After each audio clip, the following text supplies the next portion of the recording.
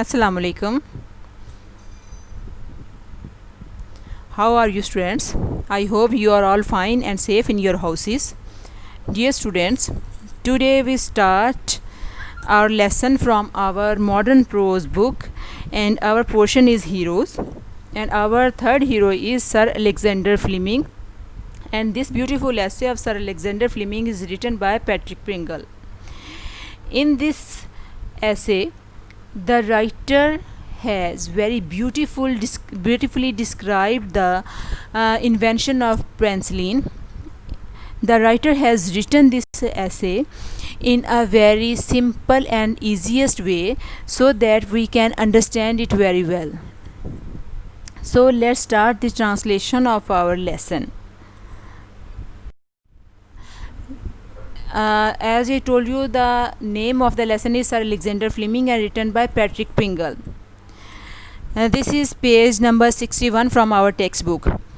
जी तो स्टूडेंट्स, आपको लेसन शुरू कराने से पहले, इसकी ट्रांसलेशन शुरू कराने से पहले मैं आपको इसके बारे में थोड़ा सा बता दूं कि लेसन तो सर अलेक्जेंडर फ्लेमिंग के बारे में है और पेनिसिलिन की इन्वेंशन के बारे में है, लेकिन ये जब स्टार्ट होगा तो इसमें लुईस पास्चर का भी थोड़ा सा टच है, उसके बारे में भी इंफॉर्मेशन दी गई है। और एक और साइंटिस्ट था सर लॉर्ड लिस्टर, जिनका नाम जोसेफ लिस्टर था, जिसको बाद में सर लॉर्ड लिस्टर के नाम से याद किया जाता है, उनकी लाइफ के बारे में भी है। तो ये थोड़ा सा कनेक्ट करते हैं एक दूसरे के साथ कि कहाँ से ये काम शुरू हुआ था और फिर जाकर पेनिसिलिन की डिस्कवरी हुई थी।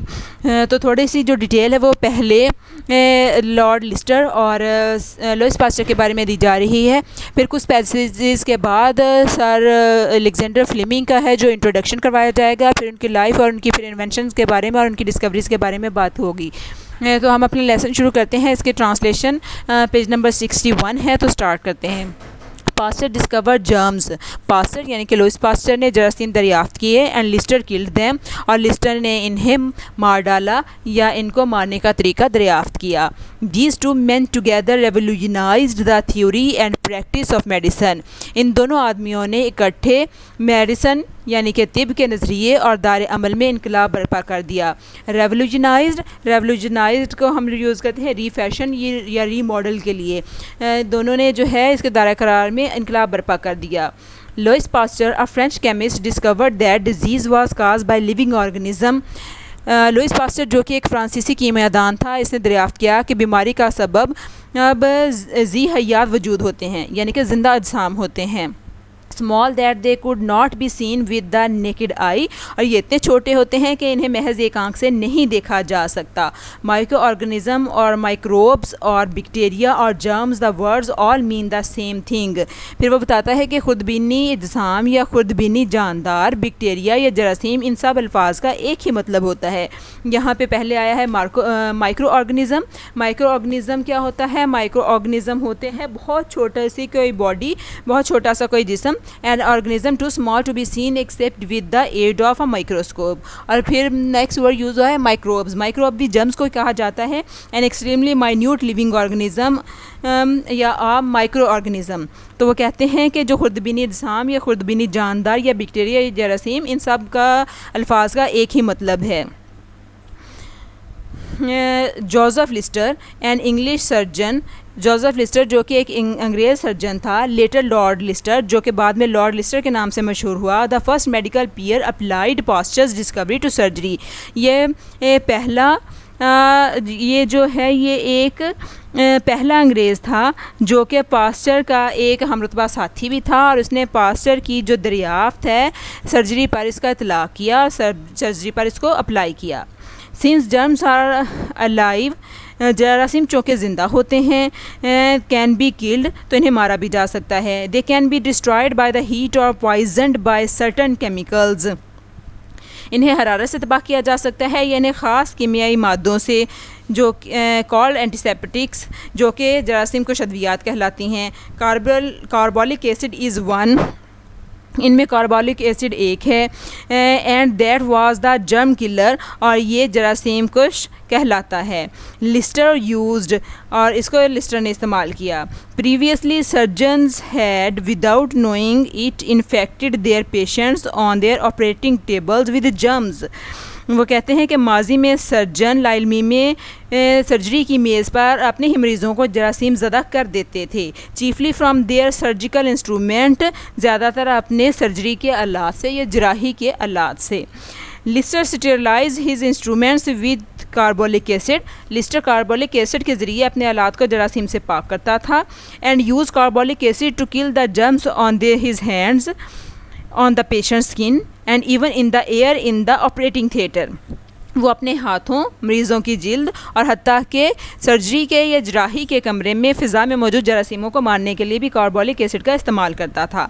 Then he could cut his patients open without fear of infecting them with the germs of disease. फिर वो अपने मरीज़ों को बीमारी के जरासीमों से आलूदा कर देने के खौफ के बगैर चीर कर खोल देता था, यानी कि उनका ऑपरेट करता था, कट लगा देता था, क्योंकि फिर इन्फेक्शन का कोई डर नहीं रहता था। नेक्स्ट देखते हैं, नेक्स्ट पैसेज है हमारा, Lister's aim was the prevention of disease. Lister का मकसद बीमारी की रोकथाम था। The object of his antiseptic method as it was called was to stop germs from getting into the body. Lister का मकसद बीमारी की रोकथाम था। इसके जरासीम कुछ तरीके, जैसा कि इसे नाम दिया गया था, का मकसद जरासीमों को जिस्म में दाखिल होने से रोकना था। The cure disease was a more difficult problem. बीमारी का इलाज करना ज़्यादा मुश्किल मसला होता था। For here the germs were already inside the body, क्योंकि इस सूरत में जरासीम पहले ही जिस्म के अंदर मौजूद होते थे, यानी कि उससे पहले कोई कंसेप्ट नहीं था कि जरासीम को ख़त्म करें और फिर सर्जरी हो। लोग वैसे ही सर्जरीज कर देते थे, जरासीम का कंसेप्ट ही नहीं था। ये कंसेप्ट जो है जर्म्स का, उनको ख़त्म करने का लॉर्ड लिस्टर ने दिया था। नेक्स्ट देख लेते हैं, सर्टनली यकीनन they could be killed by the same antiseptic method. यकीनन इन्हें ऐसी जरासीम कुछ तरीके के ज़रिए मारा जा सकता था, but it was soon found that a chemical that destroyed germs also destroyed the cells of the body।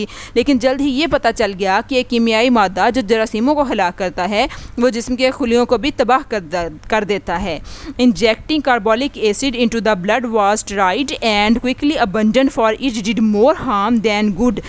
वो कहते हैं कि खून में कार्बोलिक एसिड को टीके के ज़रिए दाखिल करने को आजमाया गया और जल्द ही इसको तर्क भी कर दिया गया, क्योंकि इसने फ़ायदे की निस्बत ज़्यादा नुकसान पहुंचाया।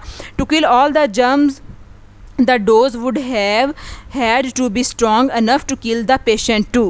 वो कहता है कि तमाम जरासीमों को मारने के लिए दवाई की खुराक को इतना ज़्यादा करना पड़ जाता था कि इससे मरीज़ भी हलाक हो जाता था। ठीक है, यहाँ तक उन्होंने बताया है कि कार्बोलिक एसिड का इस्तेमाल जब जर्म्स को मारने के लिए किया है तो ये जो एक्सपेरिमेंट है ये उनका फेल हो गया था, क्योंकि ये जब जरासीम को मारता था तो जिस्म में मौजूद खून के खुलियों को भी तबाह कर देता था। ये इतना हार्मफुल था, तो इसका भी उनको कोई फ़ायदा नहीं हुआ था। ठीक है, अब इतना जितना हमने पढ़ा है सिनोनिम्स देख लेते हैं। एंटीसेप्टिक्स हैं, एंटीसेप्टिक्स जो होते हैं जरासीम कुछ अद्वियात होती हैं, यानी कि डिसइंफेक्टेंट्स होते हैं। स्टेरलाइज होता है किसी चीज़ को जरासीम से पाक करना, तो डिसइंफेक्ट करना होता है। प्रिवेंशन होता है रोकना, किसी चीज़ से रोकथाम करना। स्टॉपिंग होता है गेटिंग इनटू होता है किसी चीज़ में दाखिल करना, तो स्लिप इनटू। और अबेंडन होता है किसी चीज़ को तर्क करना, गिव अप या डिस्कार्ड, तो इसके मीनिंग के लिए यूज़ होते हैं। ये तो स्टूडेंट्स, उम्मीद है कि आपको लेक्चर की समझ आ गई होगी। कल इससे अगली ट्रांसलेशन के साथ आपके सामने फिर हाजिर होंगे, तब तक के लिए अल्लाह हाफिज़।